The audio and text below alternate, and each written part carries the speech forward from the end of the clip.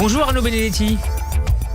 Bonjour Steve. Et merci de nous rejoindre en direct comme tous les mercredis. Vous êtes professeur associé à l'Université Paris-Sorbonne, rédacteur en chef de la revue Politique et Parlementaire, et vous signez un essai presque prémonitoire aux éditions Michel Lafon, Aux portes du pouvoir, RN, l'inéluctable victoire. Arnaud Benedetti, en quoi la dissolution de l'Assemblée nationale par Emmanuel Macron, après l'échec pour la majorité présidentielle des Européennes, accélère ce calendrier que vous évoquez?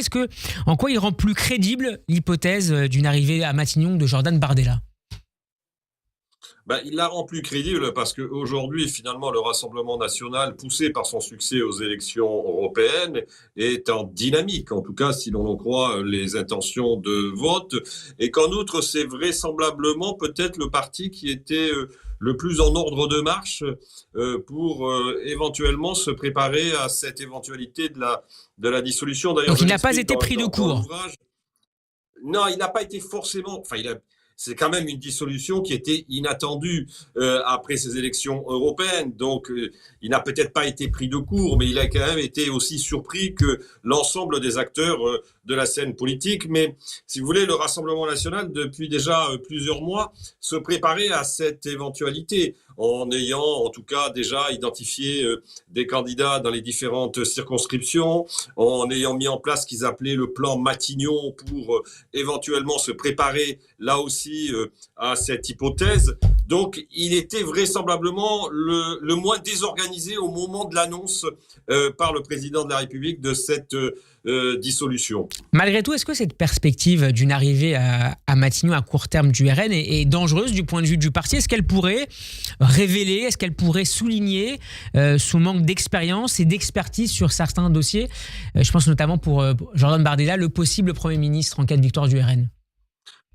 C'est vrai que quand j'ai interrogé moi un certain nombre de responsables du Rassemblement national sur cette hypothèse, lorsque j'ai préparé ce livre, il y avait finalement deux sensibilités qui cohabitaient. Une sensibilité qui consistait à plutôt penser qu'il fallait au plus vite, en effet, engager l'épreuve du pouvoir si bien évidemment une dissolution advenait et que c'était plutôt souhaitable. Et puis une autre sensibilité qui préférait s'inscrire dans le déroulé normal du calendrier. Bon, le président de la République, on a décidé autrement, mais on peut considérer que cette cohabitation, en tout cas cette possibilité de cohabitation, on n'y est pas encore, il faut encore que tout cela soit bien évidemment confirmé par les électeurs, c'est le minimum en démocratie, mais il n'en demeure pas moins que cette cohabitation pourrait s'avérer en effet piégeante pour un parti qui n'a jamais exercé le pouvoir, pour un parti qui serait contraint finalement à devoir quand même à un moment donné trouver des compromis avec un président de la République qui n'est pas complètement dénué de marge de manœuvre dans une situation de cohabitation, on l'a connu par le passé, et surtout pour un parti qui ne disposerait pas peut-être d'une majorité absolue. Alors justement, sur ce point, Arnaud, Jordan Bardella, j'allais y venir. De manière assez surprenante, il a indiqué qu'il n'accepterait pas de devenir Premier ministre si le RN n'obtenait pas de majorité absolue aux législatives, ce que n'a pas manqué de tacler et de cingler Gabriel Attal. Qu'est-ce qui l'empêcherait concrètement de gouverner avec une majorité relative, comme l'avait fait par exemple Michel Rocard en 88 après au début du second septennat de François Mitterrand?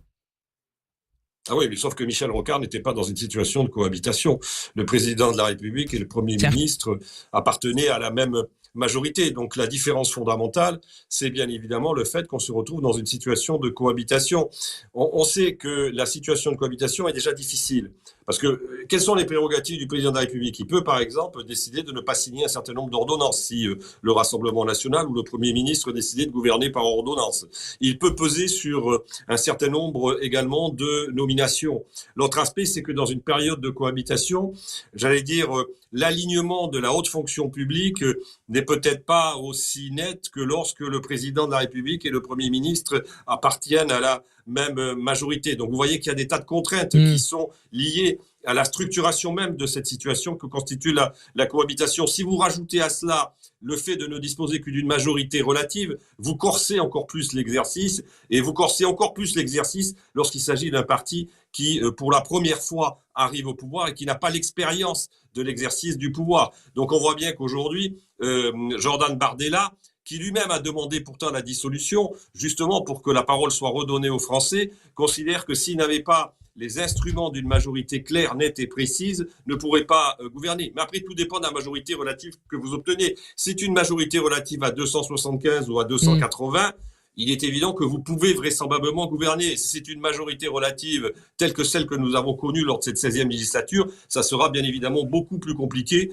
pour un gouvernement qui serait un gouvernement issu du Rassemblement national. Une dernière question, Arnaud Benedetti. Dans quelle mesure l'alliance du RN avec LR, ou en tout cas avec les amis d'Éric Ciotti, son futur ex-président, en quoi cette alliance est-elle logique sur le plan idéologique ?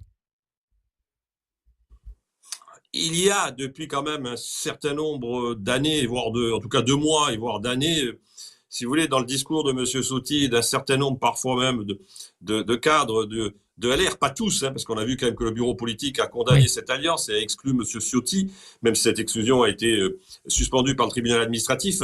On voit bien qu'il y avait quand même sur un certain nombre de thématiques, notamment sur les thématiques régaliennes, les thématiques de sécurité, les thématiques d'immigration, une porosité idéologique et parfois électorale entre LR et le Rassemblement national. Qu'est-ce qu'a tiré la conclusion qu'en a tiré M. Ciotti, c'est que avec la poussée du Rassemblement national, le seul moyen peut-être de sauver des sièges du côté de LR, en tout cas de sauver sa propre circonscription à lui, à Nice, était vraisemblablement de faire une alliance avec le Rassemblement national. Et on voit que l'électorat d'ailleurs du LR est très partagé sur cette alliance, entre une petite majorité qui semble être favorable à l'alliance et une grosse minorité qui semble à ce stade défavorable. Mais ça peut faire la différence dans le cadre de second tour. Merci beaucoup Arnaud Benedetti d'avoir été avec nous. Je rappelle que vous êtes professeur associé à l'Université Paris-Sorbonne et l'auteur d'un essai publié aux éditions Michel Lafon, Aux portes du pouvoir, RN, l'inéluctable victoire. Bon après-midi à vous et à la semaine prochaine. Merci.